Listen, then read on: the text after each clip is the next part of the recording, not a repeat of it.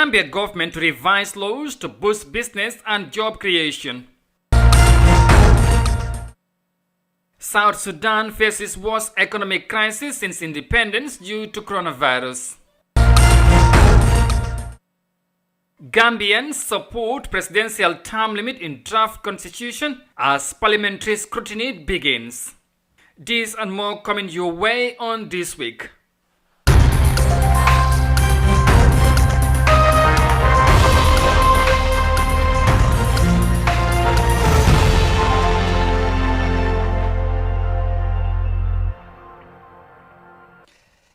It is 1900 GMT from our studios in Banjul. Many thanks for joining us. I am Amadou Kante, and now the news in detail. Now, with more than 35% of Gambians unemployed and some of those with innovative ideas lacking adequate support, the Gambia government said it is reviewing laws to improve the business environment, promote investment and create more jobs. Details of that in this report by Omar Ahmad Toure. Recognizing young people as a major human resource and supporting them as key agents for social change, economic growth, and technological innovation is crucial to national development. Through active participation, young people are empowered to play a vital role in their own development as well as in that of their communities and country. On Thursday, Gambia's President Adama Barrow said his government is dedicated to supporting youth empowerment and small businesses. On small and medium enterprises and entrepreneurship development through the Entrepreneurship and Private Sector Development Project, capacity building has been intensified for youth and women entrepreneurs. 270 youth have been trained on marketable skills, and 144 persons were trained to improve their entrepreneurial skills.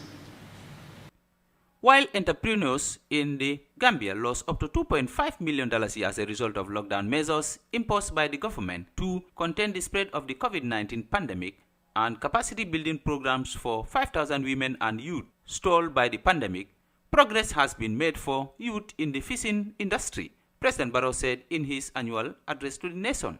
Fisheries is a key revenue earner for the Gambia. I am happy to report that from September 2019 to date, the sector generated total revenue of $178,710,608 from industrial fishing operations. This was earned through the EU-Gambia Sustainable Fisheries Partnership Agreement, fishing license, fines and fish landings.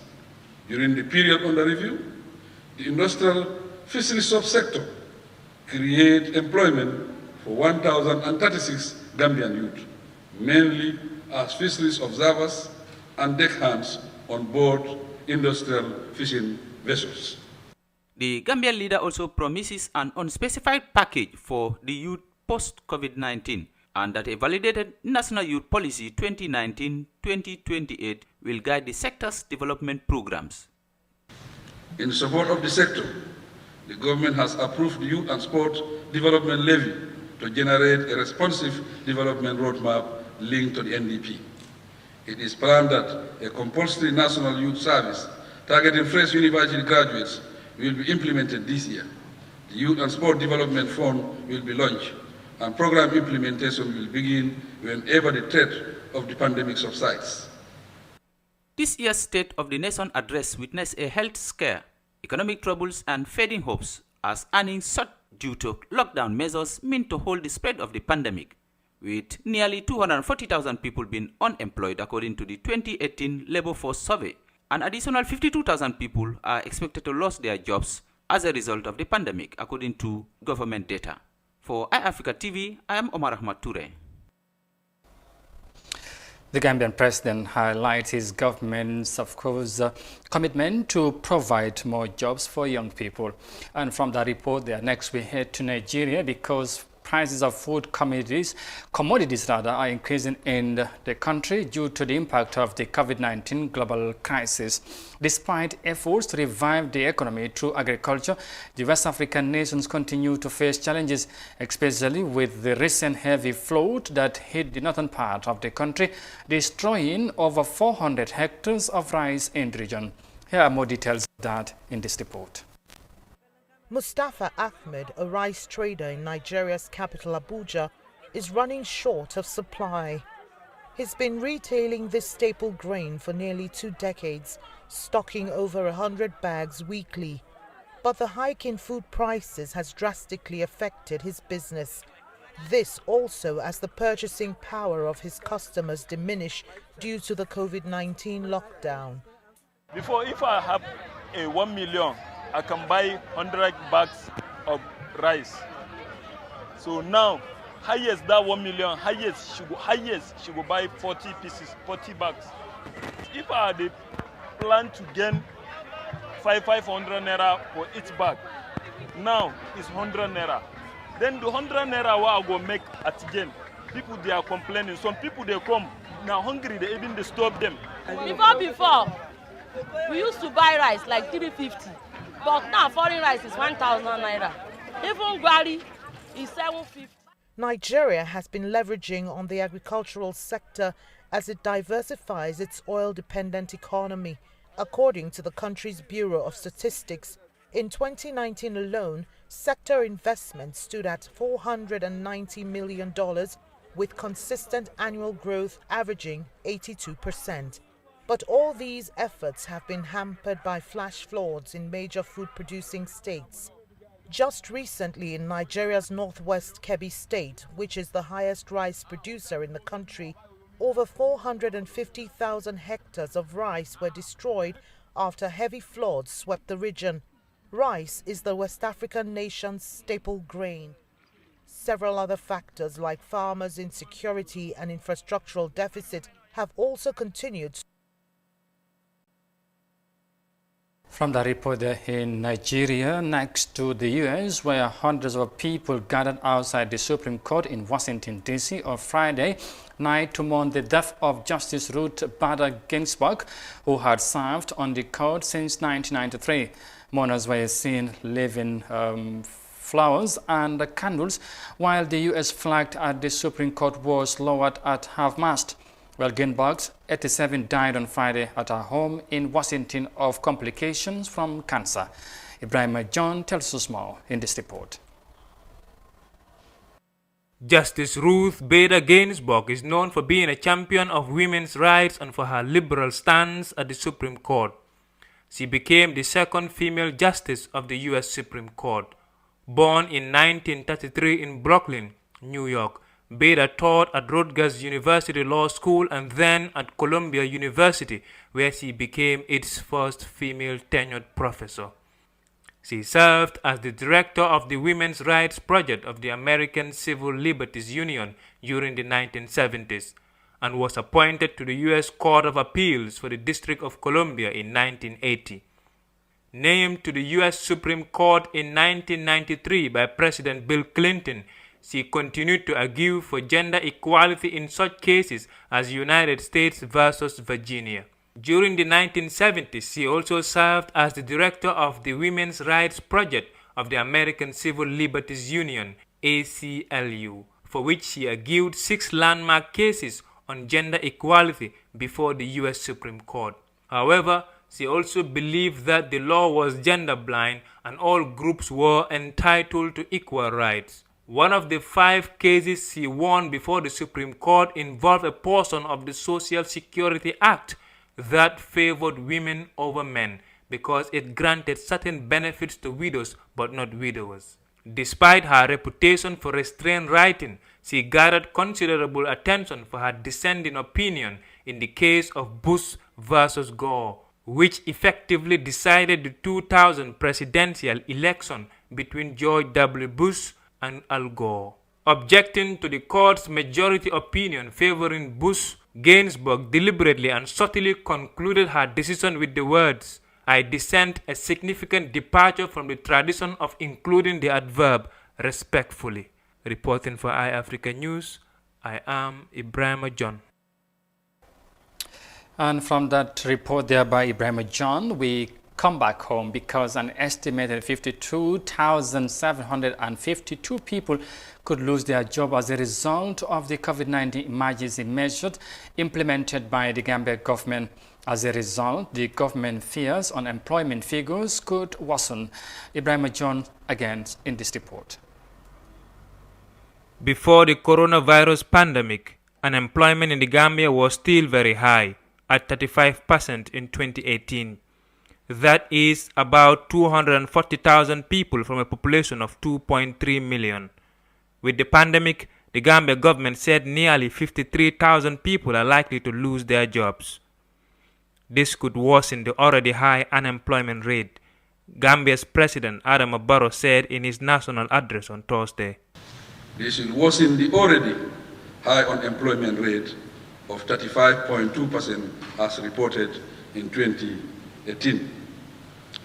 The entrepreneurship and private sector development project funded by UNDP has equally directed a significant sum of its allocated budget to the fight against COVID-19. These targets for investment promotion will be constrained this year. Since the emergence of the virus in the country in March, the Barrow-led administration declared a series of emergency regulations to curb the spread of the pandemic.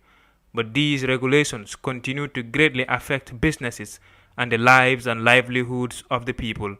However, the Gambian leader said the government is dedicated to improving the business environment, promoting private sector investment, and supporting small and medium enterprises. The purpose is to develop trade and create employment openings, in addition to strengthening bilateral and multilateral cooperation within the context of private sector development as an engine of economic growth. The Ministry has now completed the review of the Labour Act 2007, and a draft bill has been developed. The bill seeks to strengthen industrial relations in the country by ensuring the efficient functioning of the labour market. In order to facilitate linkages between job seekers and employers, President Barrow said the sector is building an employment service center which is due for completion this year. Most Gambians are poor and are living below $63 per day, the equivalent of $1.25. Hours after Barrow's State of the Nation address on Thursday, the government relaxed its economically crippling emergency regulations by allowing markets to resume normal operations and lifted a 42-day curfew. Reporting for iAfrica News, Ibrahim John. The number of job losses in the Gambia could increase according to the Gambian president.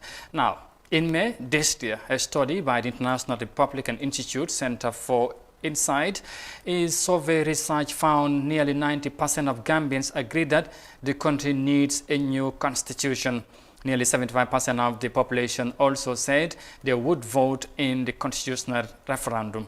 But what do Gambians think about sections of the constitution providing limited terms for presidents? Well, Mariama Cham finds out in this report. Gambian parliamentarians earlier this week began a debate on the main substance of a bill meant to create a new supreme law for the country. While the need for a new constitution is generally a welcomed idea across the Gambia, citizens are also in favor of sections prescribing that presidential terms should be limited to 2 5-year periods. Alaji Nyang, a vendor at the Serekunda market, said 2 terms in office should be enough for any sitting president. I definitely agree with that, because 2 terms is enough, like 10 years in office is enough to allow someone else to take over. We can take example in some countries. They practice only 2 terms. So for me, we should learn from such examples. So I think it is enough. And if they are ready to vote it, I am definitely ready to vote for yes. The Gambian president, Adama Barrow, had in 2016 promised to step down after 3 years, but decided to stay for an additional 2 years. In a 2018 interview with Turkish broadcaster TRT, the president said 5 years in office was not enough to build a strong transitional foundation.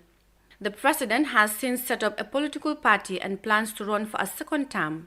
However, Fandecham, a resident of Nema, said sitting presidents cannot always achieve all their development plans and that they should step down after 2 terms for another president to continue those plans. This is a very good law, and I appreciate those who invented it, because if a president completes his 2 terms, then he should hand over power quietly, with honesty, without struggling again for power. 10 years is enough for a president to complete implementing his programs. Section 102, subsection 2 of the draft constitution states that no person shall hold office as president for more than 2 terms of 5 years, whether or not the terms are consecutive. This idea has been supported even by non-Gambians like Omar Salan, a Senegalese residing in the Gambia. waaye loolu moom du ma wax Gambia kese man Africa yëpp sax. Whether it is 5 or 6 years, as long as it is 2 terms, it is enough. If a sitting president cannot complete his work within these 2 terms, then you were not ready to develop or work for that country. The Gambia is one of only 7 countries in Africa without limited terms for presidents, alongside Eritrea and Somalia. A 2018 study by the Africa Center for Strategic Studies stated that a lack of term limits was responsible for some of the conflicts in Africa. For iAfrica News, I am Mariama Cham. Gambian speaks on the presidential term limit in the new draft constitution. Well, there's more news coming ahead, but for now we'll take a break and come back shortly. Stay with us.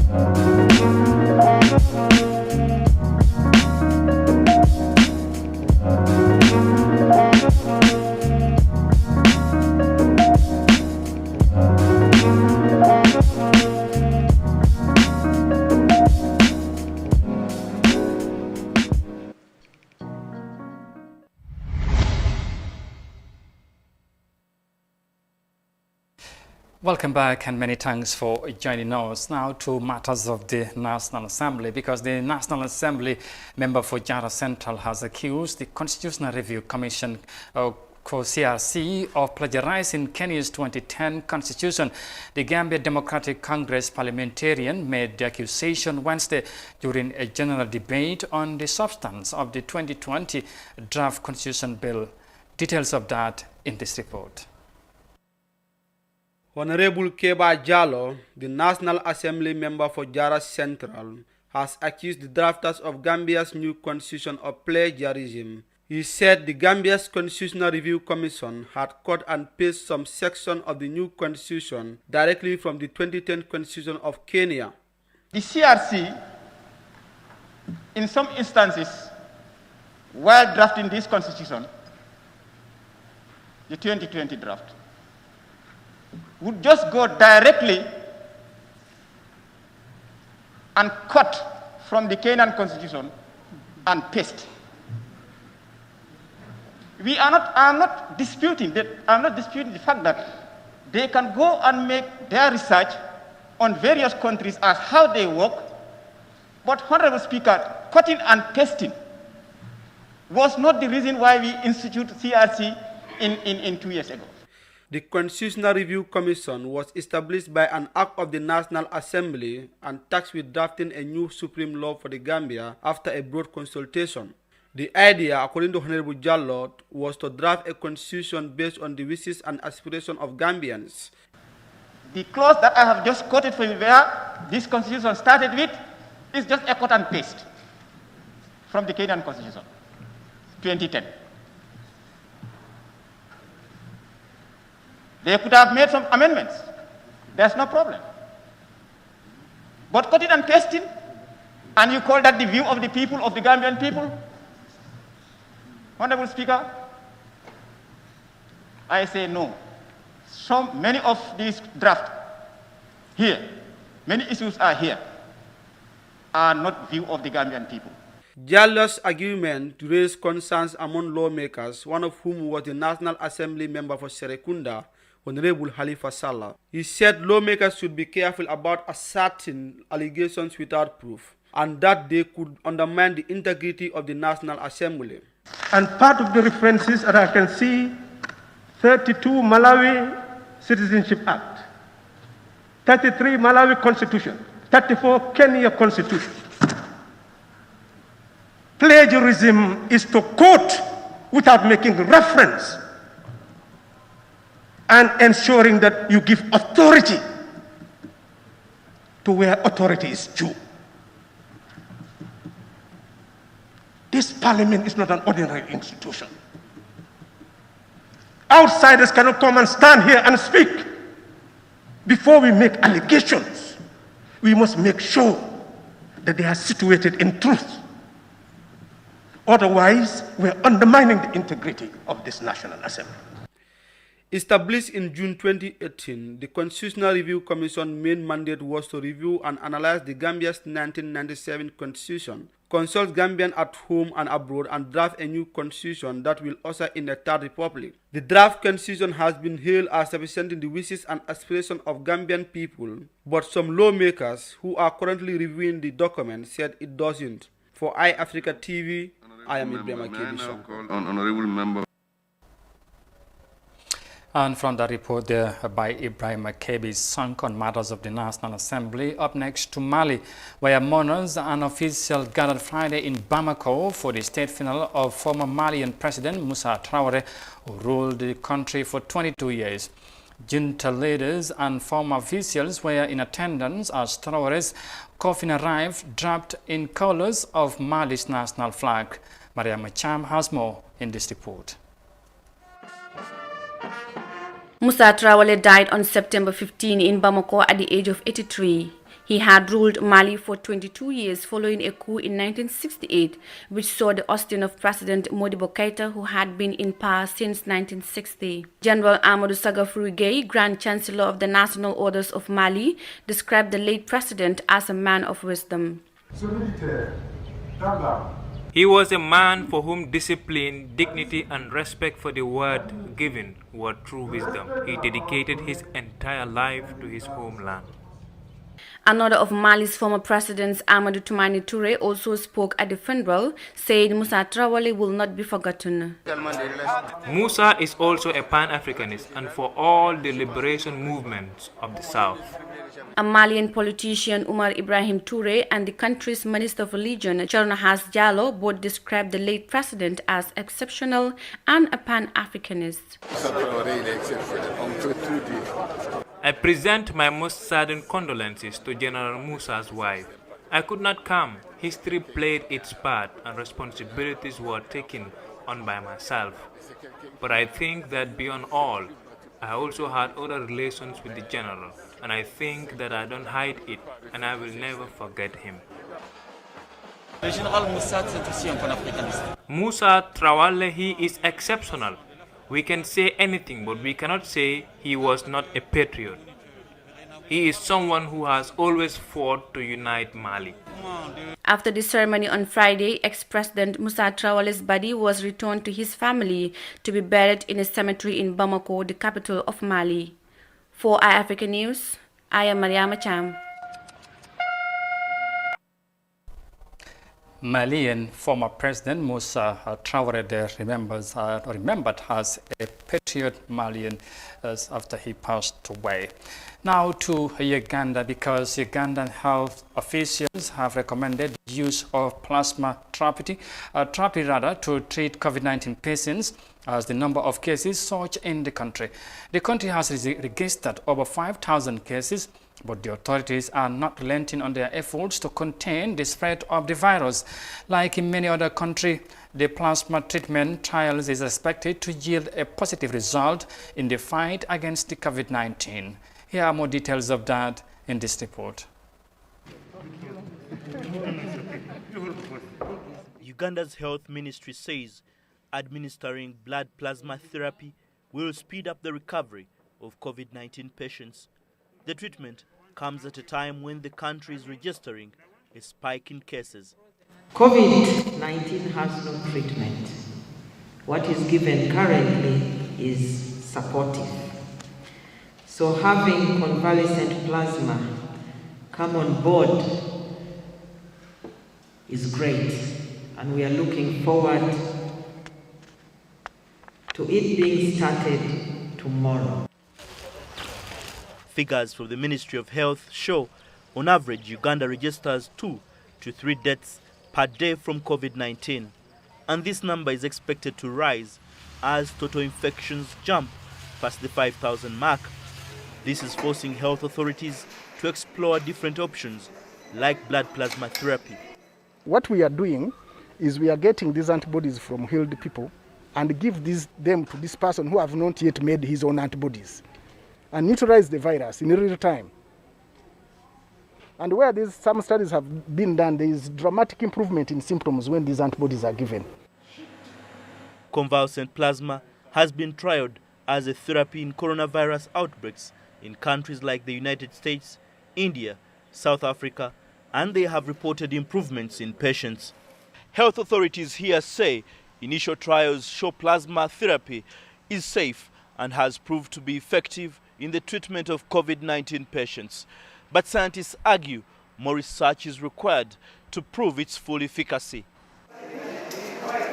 Medical researchers in Uganda working on the project say getting survivors of COVID-19 who are willing to sign up and donate blood is a challenge. To treat one person, we need 2 donors right now with the methods that we have, because our methods we are using now is the traditional way of collecting blood, separate out plasma. Now there are advanced technology which if we got, one person would treat one person, because that technology, when you take out only the plasma. The rest of the things you put them back. Other anticipated risks include survivors having secondary infections like hepatitis B, hepatitis C, or HIV, among others. Recovered COVID-19 patients will be required to contact a blood bank or a nearby hospital that treats COVID patients to donate the plasma, which could potentially save lives. Ugandan health officials widening efforts in the fight against the COVID-19 pandemic, and from that report they're in Kampala, Uganda, next to South Sudan, because South Sudan citizens have expressed their dismay over the poor state of the country's economy, largely due to the years of civil war and the impact of the coronavirus pandemic, according to the central bank officials. The president has instituted a committee headed by one of the vice presidents to develop strategy to remedy the situation. Over 90% of the country's revenue comes from oil, but with a fall in price of the global market, the government has resorted to other options. Let's have more details of that in this report. South Sudan is facing the worst economic crisis since independence. The local currency is depreciating daily against the dollar, and the Central Bank of South Sudan says its reserves are depleted due to years of civil war and the impact of the coronavirus. Many Juba residents say they are now unable to afford basic goods. This economic crisis is increasing, and I believe that it is going to worsen the situations. I don't know what kind of this country is going to be in this coming days. So we as citizens, we are demanding the government to take measures in this time so that we control the economy. It's not easy these days. Everything has gone high. The rate of the dollar has increased, and it affects also the school. President Salva Kiir has set up a committee headed by one of the 5 vice presidents, James Wani-Iga, to come up with measures to arrest the deteriorating situation. One of the recommendations from the committee is a total overhaul of some government's revenue-generating institutions, such as the National Revenue Authority and Customs.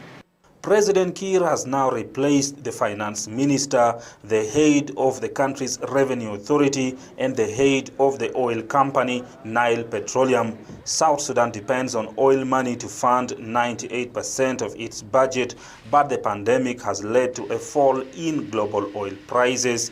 The government says it is now focusing on bringing in revenue from other sources like taxation. The Central Bank of South Sudan says it is working on measures to try and address the issue of inflation. The bank is threatening to ban the use of dollars in the country, but that would be a huge challenge because many South Sudanese businesses import goods and require dollars to do so. South Sudan there, of course, faces a worst economic crisis since independence, well, likely though, due to the COVID-19 global crisis. And with that report, though, we will bring this week's news bulletin to an end. But for more details on this and other stories, you can also log on to our website on africa.tv. But for now, many thanks for the pleasure of your company. Thanks for watching. Stay safe and bye for now.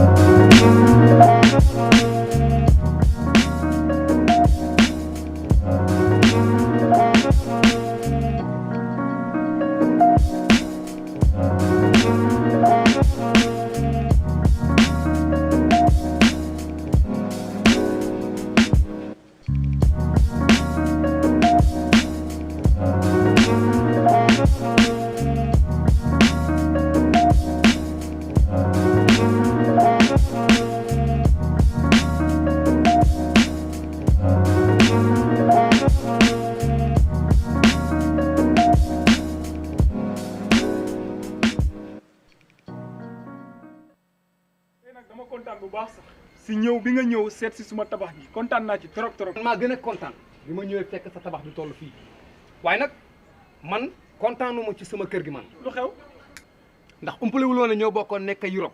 dëgg la jamono yu ñu nekkee foofu yëpp man ak yow maa ngi